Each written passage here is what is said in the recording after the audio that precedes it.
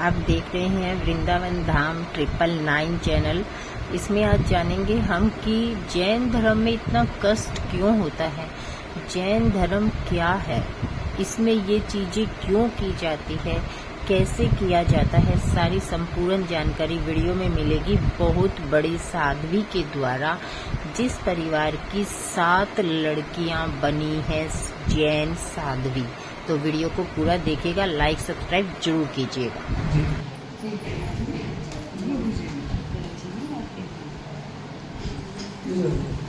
देखो हम तो पहली बार आए हैं, आपके जो रीति रिवाज उनसे हम थोड़ा वाकिफ हैं।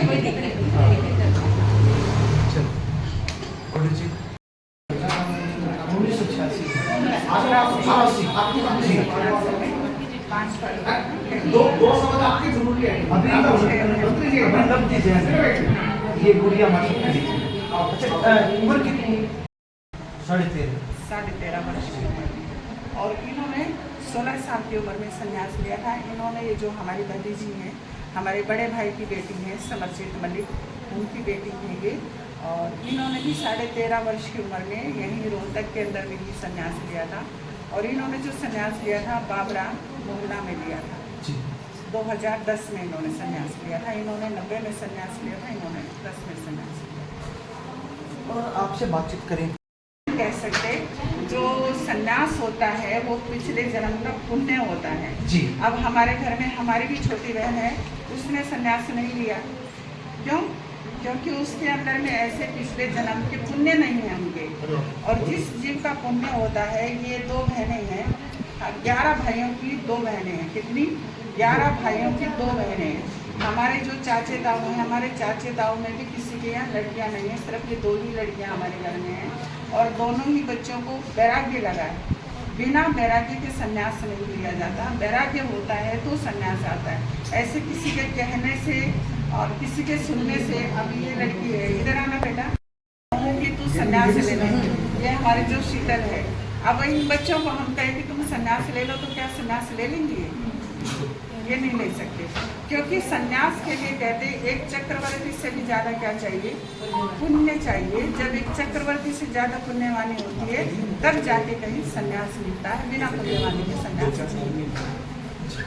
तो यानी कि आपका जो ये जो संन्यास लेने का सिलसिला है, आप बहनों या आपकी जो ये भतीजी है ये कर रही है, तो इसके पीछे जैसे कोई कारण की है भी क्यों ले रहे हैं? जैसे आपने बताया कि पिछले जन्म के पुण्य है, तो वैराग्य जीवन भाग्य में आता है उस तरीके से, या फिर इन्होंने लिया तो इनकी खुद की इच्छा थी कि मैं भी जो है इसी वैराग्य जीवन में। देखिए, बिना इच्छा के कोई किसी को संन्यास नहीं दे सकता। अब राह चलते इतने भिखारी होते हैं, इतने भीख मंगे होते हैं, अगर आप उन्हें कहेंगे कि आप संन्यास ले लें, तो क्या वो संन्यास ले सकते हैं? वो संन्यास नहीं ले सकते। मान लीजिए मैं आपको ही कह दूँ कि भैया आप संन्यास ले लें,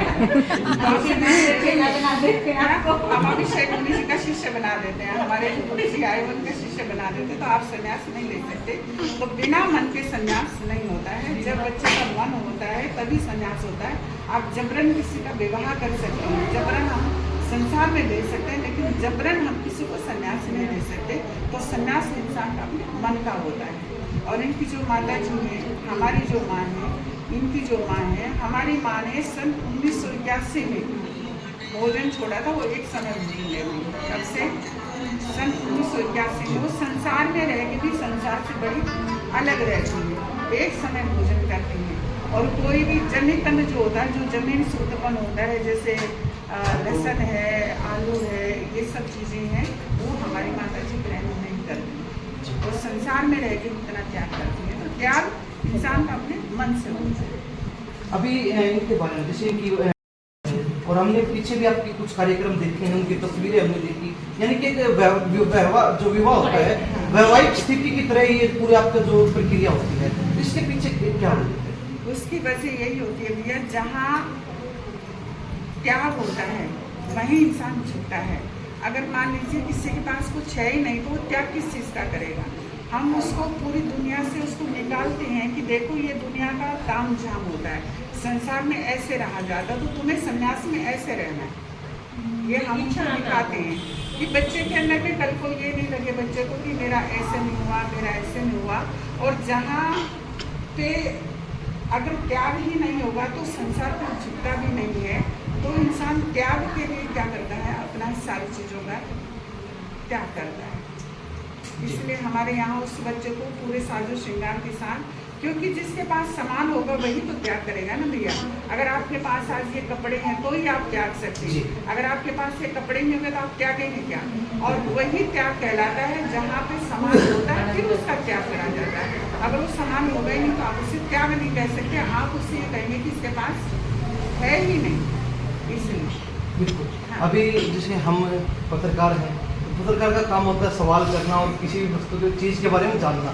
तो हम भी आतुर हैं। जैसे आपने संन्यास लिया, वैराग्य जीवन अपनाया, आपने लिया, ये आपकी जो भतीजी हैं इन्होंने लिया, आप छोटी भतीजी ले रही हैं। तो जिस तरीके से आप लोगों ने लिया, आपके जैसे माता पिता थे, आपके पिताजी लेना चाहते थे, उनको मना कर दिया गया, फिर आपने जो है ये संन्यास लिया, तो माता जी, पिताजी या फिर जो लब्धि है या फिर इनकी बहन है, इनके माता पिता इन्होंने रोका नहीं कि नहीं लेना, या फिर कहा कि आप ले सकते हैं आपकी इच्छा। ऐसा भैया जबरदस्ती कोई भी माता पिता नहीं देते हैं। हमारे माता पिता की इच्छा थी अगर हमारे बेटा बेटी संन्यास लेंगे तो हम नहीं रोकेंगे। लेकिन बाद में जब मैंने संन्यास लिया तो बहुत झगड़ा हो गया था, और उसमें कुछ हमारे पारिवारिक जन थे जो नहीं चाहते थे कि हम लोग संन्यास लें, क्योंकि हमारे जो संसारी पक्ष के पिता थे उनका देवलोक हो गया था, उन्होंने शरीर छोड़ दिया था। उसके बाद फिर झगड़ा हो गया था।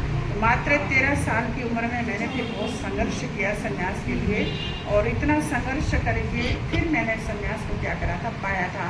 बहुत कम माता पिता होते हैं, इन बच्चों का भाग्य क्या है, बड़ा अच्छा है इन तीनों का, क्योंकि इन तीनों के जीवन में कोई संघर्ष नहीं आया। क्योंकि हमारा मार्ग खोल दिया था हमारे गुरु ने, हमारा मार्ग खोलने वाले हमारी बुआ लगाओ कि हमारी बुआ ने हमारा मार्ग खोल दिया कि हमें कोई संघर्ष नहीं करना पड़ा।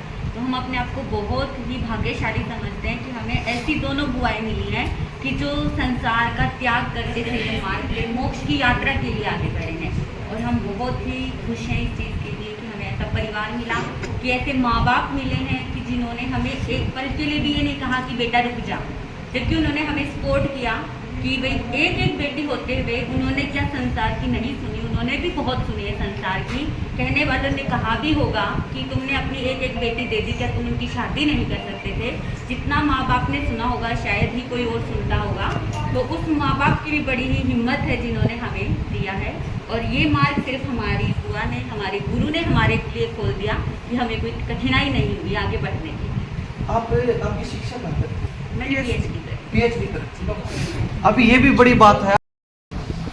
ये हमारे गांव की भांजी है। अच्छा, इन्होंने भी आपके ये जो है हमारे गांव की भांजी है।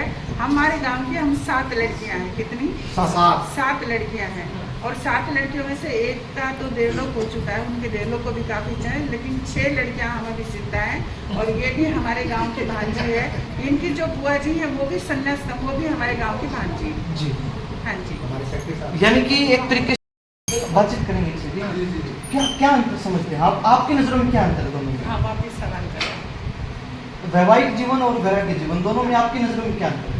देखिए, जो वैराग्य जीवन होता है वो बड़ा शुद्ध होता है, और वो आत्मा को पवित्र करने के लिए होता है, और जो व्यवहारिक जीवन होता है ये संसार को बढ़ावा देने के लिए होता है। तो एक समय आता है जब हमें संसार से संन्यास की ओर हमें जाना चाहिए, जिसे हमारे सनातन धर्म में कहते हैं वानप्रस्थ अवस्था। तो वो वानप्रस्थ अवस्था के लिए पता नहीं इतनी उम्र हमारी है या नहीं है, हम कह नहीं सकते कि बुढ़ापा आएगा या नहीं आएगा। तो हम बुढ़ापे का इंतजार हमको देखिए, हम अपनी जवानी में, आप अपनी जो उम्र हमारे संसार में जाने के लिए, तो हमें संन्यास में जाना चाहिए, क्योंकि संन्यास में बड़ा सुख होता है, शकुन होता है, जो एक आत्मसंतुष्टि मिलनी चाहिए, वो आत्मसंतुष्टि इंसान को संन्यास में मिलती है। और वहाँ पे हर एक व्यक्ति को इंसान अपना समझता है। संसार में आप कुछ ही लोगों को अपना समझ पाते हैं, लेकिन जब हम सन्यासी बन जाते हैं तो पूरा ब्रह्मांड का अणु अणु हमें अपना लगने लगता है। तो ब्रह्मांड के अणु अणु के प्रति हमारे दिल में एक अपनापन और करुणा का भाव और प्रेम का भाव होता है, और ये संसार में रहते नहीं होता है। यानी कि वैवाहिक जीवन में जब हम आ जाते हैं तो अपना परिवार ही अपना होता है, वैराग्य जीवन में पूरा संसार अपना। पूरा संसार अपना होता है। ये बिल्कुल शांति का प्रतीक होता है और वो सात्विकता का प्रतीक होता है। संन्यास का मतलब होता है कि वो शुद्ध रहे, शांत रहे और इतना उच्च कोटि का साधु बन जाए। हमारे यहाँ कोई भी फ्री ग्रह नहीं रखा जाता। आप देखोगे हमारे हाथ में, पैर में, कान में, नाक में कुछ नहीं होता। जैन संत जो होता है वो अपने पास कोई भी फ्री ग्रह नहीं रखता है। क्या नहीं रखता? फ्री ग्रह नहीं रखता। फ्री ग्रह माने कि हम लोग तो भिक्षा लेकर आते हैं।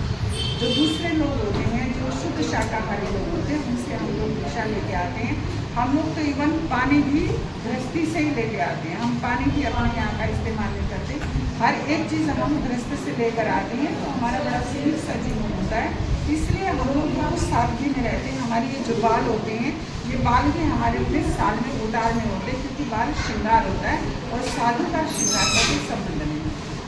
हमने अक्सर देखा है कई बार, जैसे जैन धर्म के जो साधु या फिर साध्वी होती हैं जो वैराग्य जीवन में आ जाते हैं, आपके पास अगर कोई गाड़ी रोकता है तो मान लीजिए आप कहीं रास्ते से जा रहे हैं, अक्सर हमने पैदल जाते देखा है। हमने कभी नहीं देखा कि आप किसी को रुकवाते हैं, आपको लिफ्ट लेनी है, पैदल जाते हैं। आपको किसी चीज़ की इच्छा नहीं है, आप ये नहीं सोचते कि भाई हम किसी वाहन में बैठ के चले जाएं। हाँ, तो आप पैदल जाना उचित क्यों समझते हैं? भाई कुछ मदद लेना उचित नहीं समझते?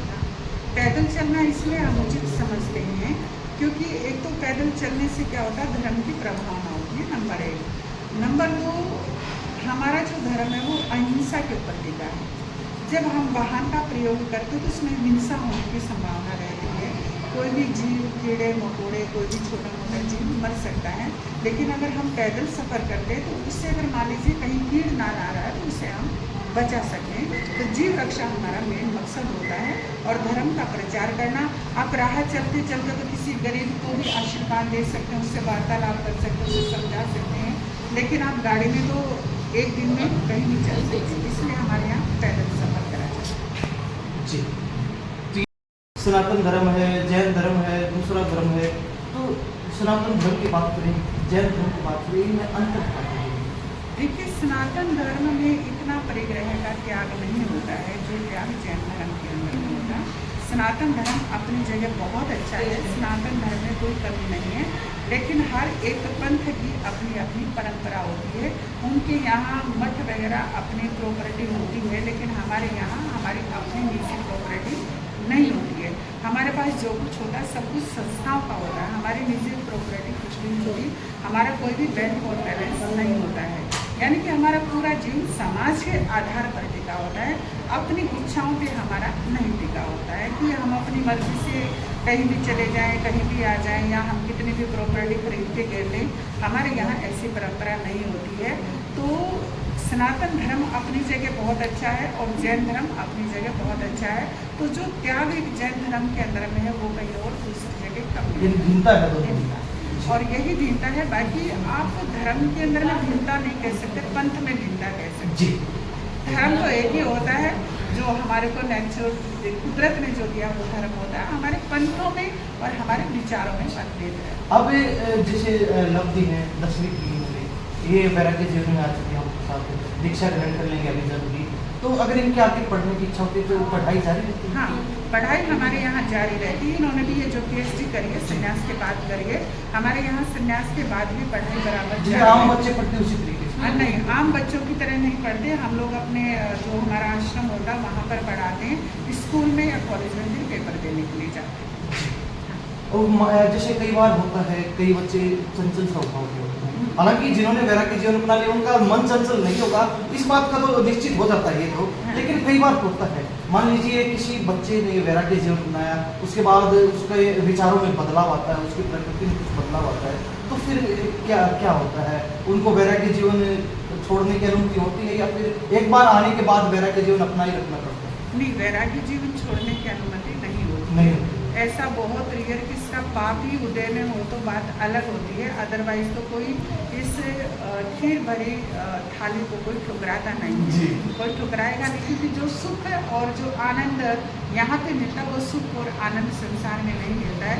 तो जिसको वैराग्य होता है ना भैया, सच्चा जो वैराग्य होता है, सच्चे वैराग्य को कभी संसार की याद नहीं आती। वो योग में ही रमा रहता है, वो भोग के अंदर आकर्षित नहीं होता। जी, वैराग्य का तो ये नहीं है कि कोई दुख से दुखी हो गया आगे तो उसको वैराग्य नहीं हो सकता। बहुत लोग होते हैं जिनको दुख से भी वैराग्य उत्पन्न होता है। जैसे हमारे यहाँ पहले के उदाहरण आते हैं कि हमारे यहाँ तनाव की मुनि थे, उनकी आँख में पीड़ा हुई, और सेठ के लड़के थे, आँख में पीड़ा हुई तो उनको पीड़ा उनकी कैसे भी शांत नहीं हुई। उनके परिवार वालों ने बहुत प्रयास किया, बड़े बड़े राजवैद्य बुलाए, लेकिन नहीं ठीक हुआ। अंत में उनको धर्म की शरण करनी पड़ी। उन्होंने कहा कि अगर हे परमात्मा, अगर मेरी आँख की पीड़ा शांत हो जाती है तो मैं सन्यासी बन जाऊंगा। और हमारे यहाँ वो बड़े उच्च कोटि के फिर सन्यासी बने।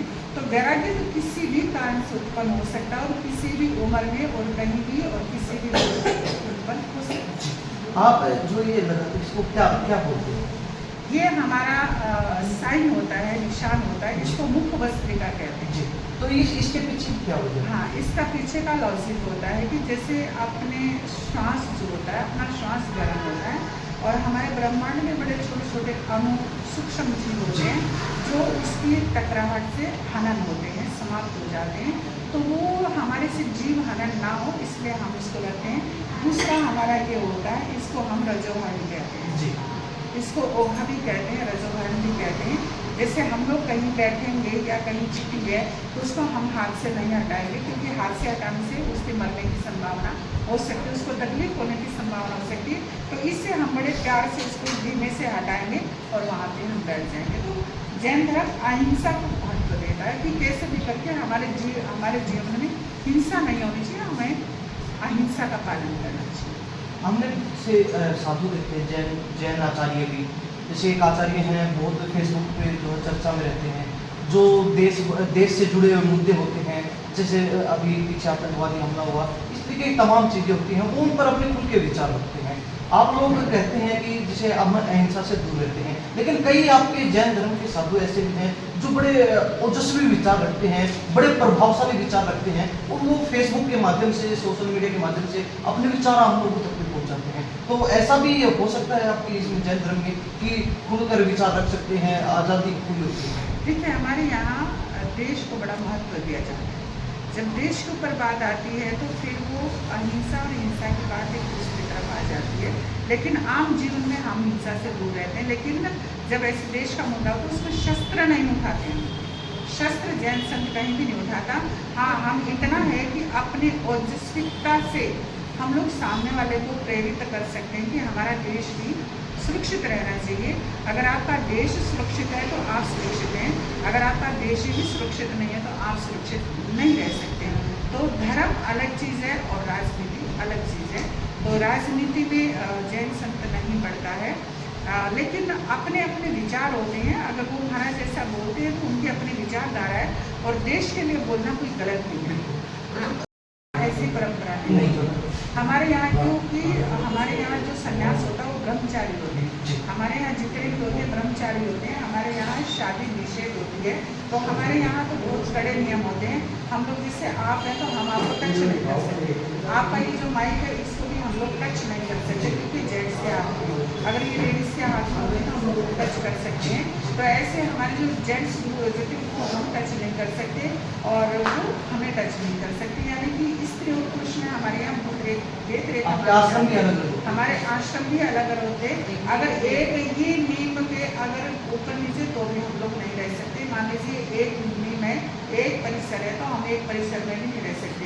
अगर नीम अलग अलग है तो हम आजू बाजू रह सकते हैं, नहीं रह सकते। जी माता जी बहुत बहुत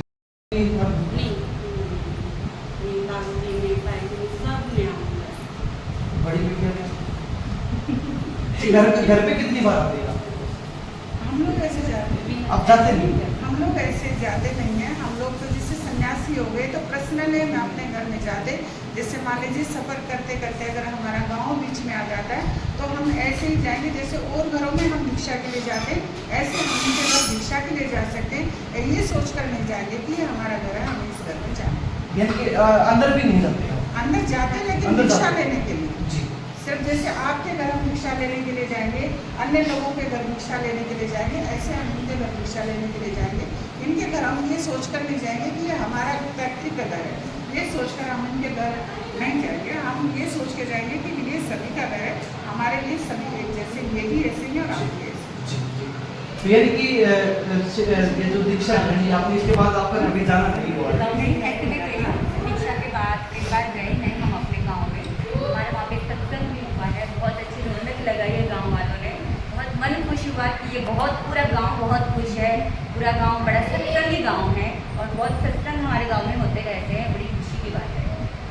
तो इनके साहू जी भी आए हुए राजस्थान से। अच्छा, हमारे जो महाप्रज्ञ जी हैं, इनके पिताजी आज ही आए राजस्थान में, और राजस्थान रहते हैं भीलवाड़ा के पास पहुना में, यानी कि लब्धि के ताऊ जी भी आज आ गए, परसों उनका सन्यास, इसलिए आज वो आ गए। अच्छा, तो आप जब ये जो सत्संग करते हैं तो आपका जो सत्संग करने वाले आप खुद होते हैं या फिर अन्य लोग होते हैं? नहीं, सत्संग करने वाले हम खुद ही होते हैं।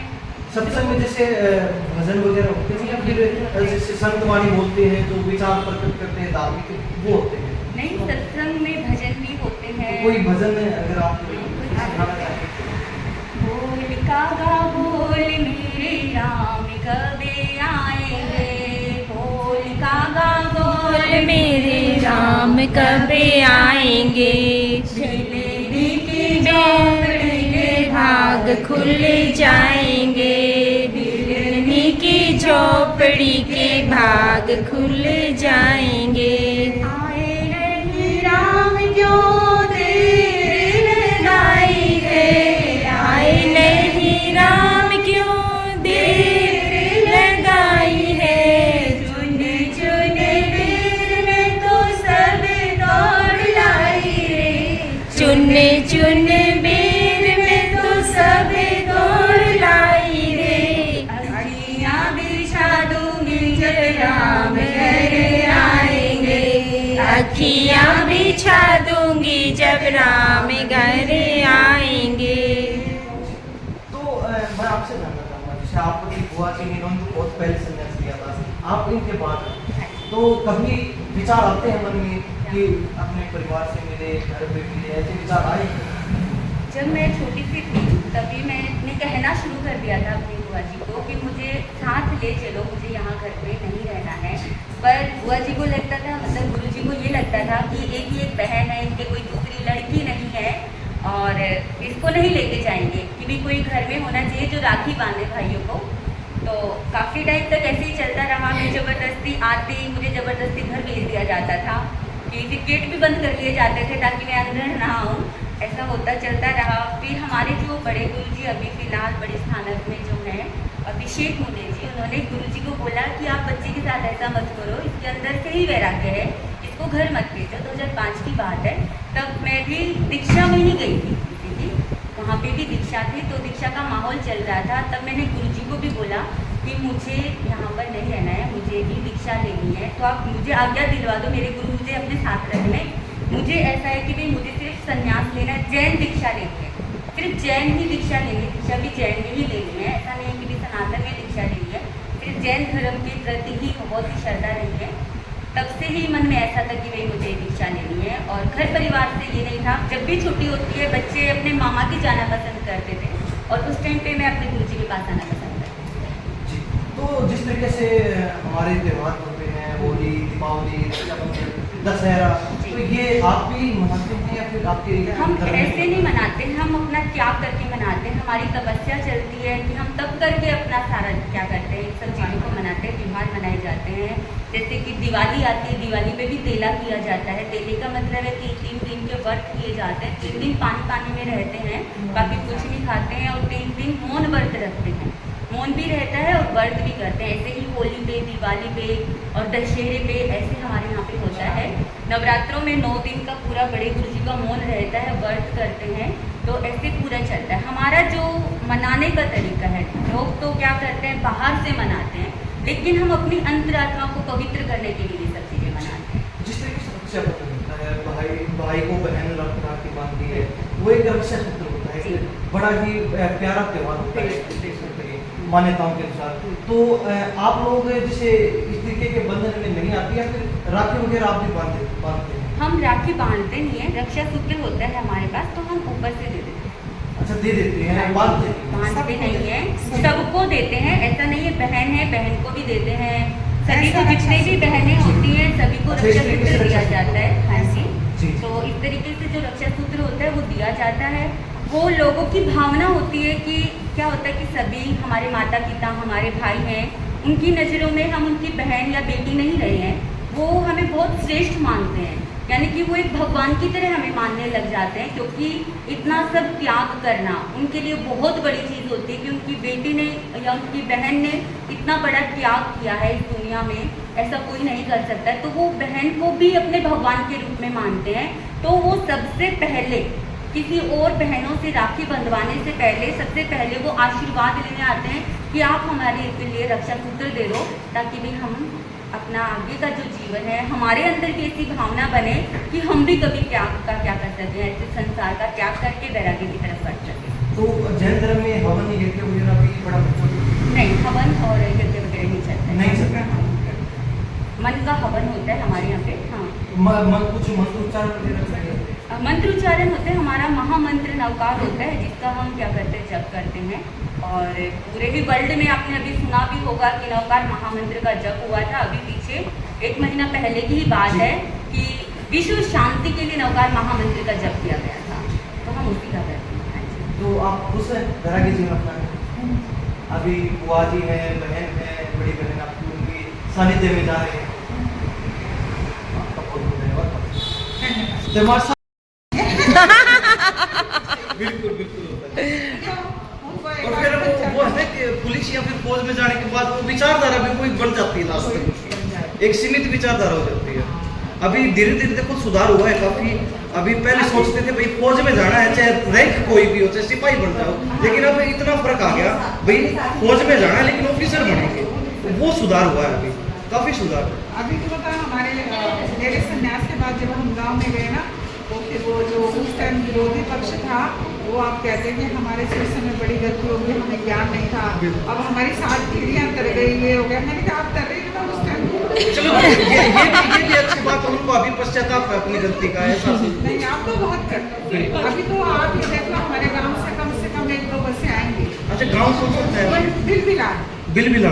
हाँ। ये गाँव सोनीपत में, ठीक है, मैं समझ गया, ठीक है। बड़ौदा हल्का लगता है, हल्का बड़ौदा तो लगता है। पता नहीं भैया क्योंकि हमारे काम पड़ता नहीं है। जी ना, इलेक्शन था उस टाइम बहुत घूमे आपके यहाँ। हाँ, हल्का बड़ौदा बड़ौदा पता नहीं, लेकिन डिस्ट्रिक्ट हमारा सोनीपत पड़ता है, गाँव हमारा बिलबिला है।